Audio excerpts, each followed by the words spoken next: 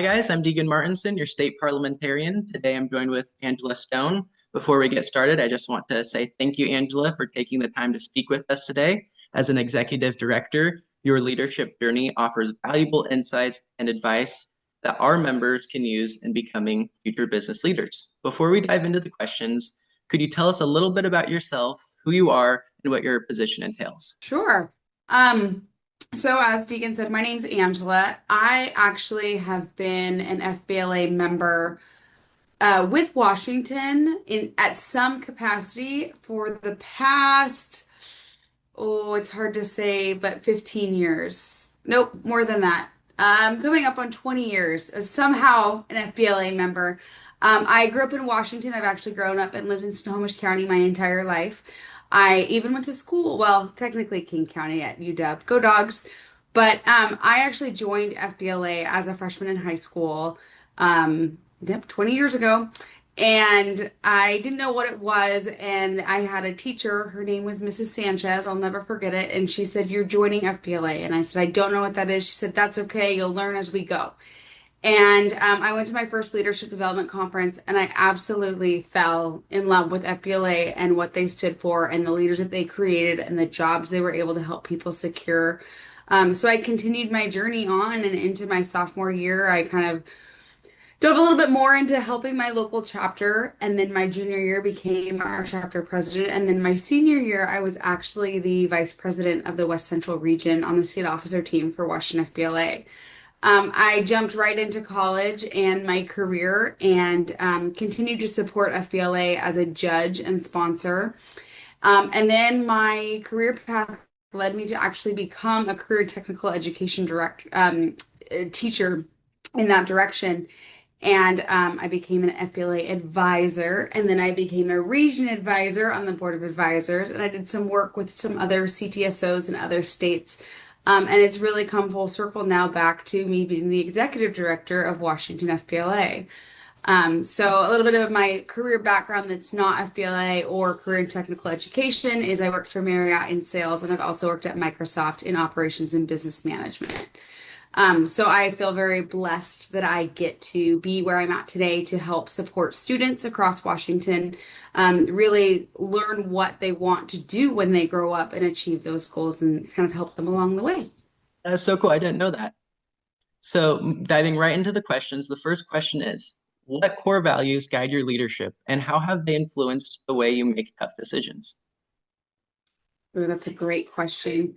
I would say first and foremost, one of my core values is integrity. I believe in always leading with honesty and consistency and making ethical decisions, even when it can be really, really challenging.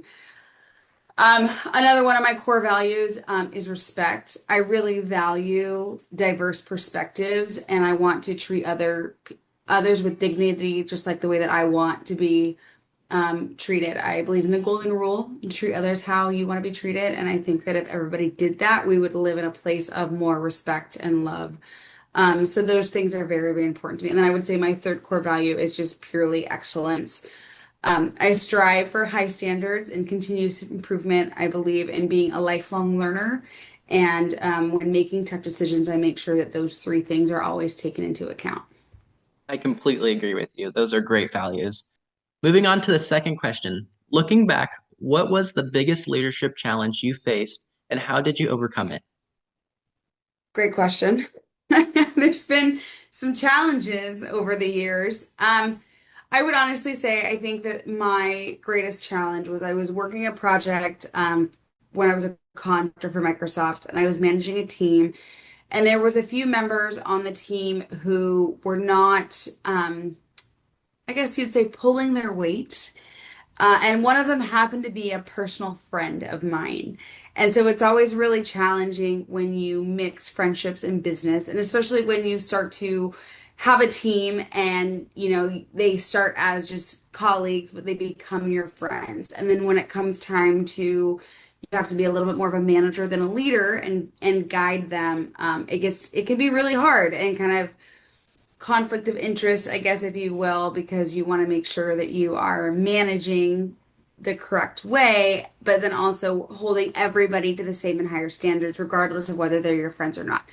So I had to give some performance reviews to some friends that was just challenging to do. And at the end of the day, with our leadership team, when we met, going through budget cuts and performances, I had to essentially fire one of my own friends. And it went well as well as it could go. Imagine having to fire a good friend.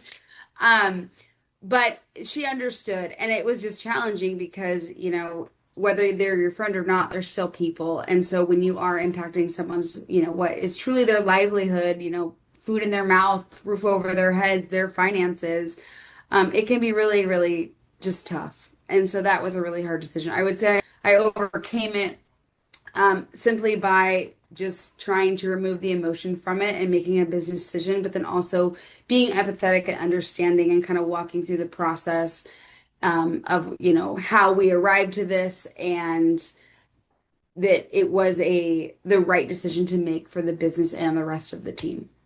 Yeah, that would be really, really hard. I definitely myself would not want to be in that position. So moving on to the next question, how do you balance being decisive as a leader while also staying open to feedback from your team? That's a really great question. So I think this goes back to my core values and just the respect and the diversity. I am actually a trained facilitator in a system called the Five Voices, which is a leadership system that helps you to communicate effectively with every team that you lead.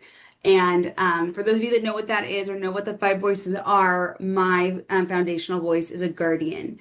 So I tend to be very, very direct, and I am not afraid to give my opinion. And my second voice is a pioneer, so it kind of also just backs that up. And so knowing that about myself, I know that I can dominate a conversation and, have a little bit more of a presence at a table. And so understanding and valuing the diversity of the skill set that everybody brings, I really have to intentionally be quiet so that I truly can hear everybody that is at the table. Yeah, yeah, definitely. I agree with you. Knowing yourself before you go into a conversation. So the next question is, what advice would you give to emerging leaders who want to inspire, trust, and motivate others? I would say to always stay true to who you are, that what are your core values, and then make sure the decisions that you make, you live by those and you follow those even when it's tough. And to really find your niche, like what really motivates you and what really drives you, and then how could that help somebody else? And I think that if you find what your niche is and you have that genuine motivation to want to motivate others, I think it just naturally happens by you just kind of, as cliche as it is, follow your heart and your mind. And if you want to do good in the world, you will. I love that. The whole statement. I think that's a great statement. Great advice. So last question. In your opinion, what qualities will define successful leaders in the next 10 years? Another great question. Okay, what qualities in the next 10 years will define a successful leader? Yes. Um, I think more than ever, our world needs kindness and compassion. So I think that, sometimes being a leader is knowing when to lead and when to manage. And they are two very different things. And so I think that there's a place and a need for both in any position that you're in. And so truly understanding, okay, this is a time to lead or this is a time to manage, I think is what will help leaders, emerging leaders, become great leaders in the next now and in the next 10 years. I completely agree.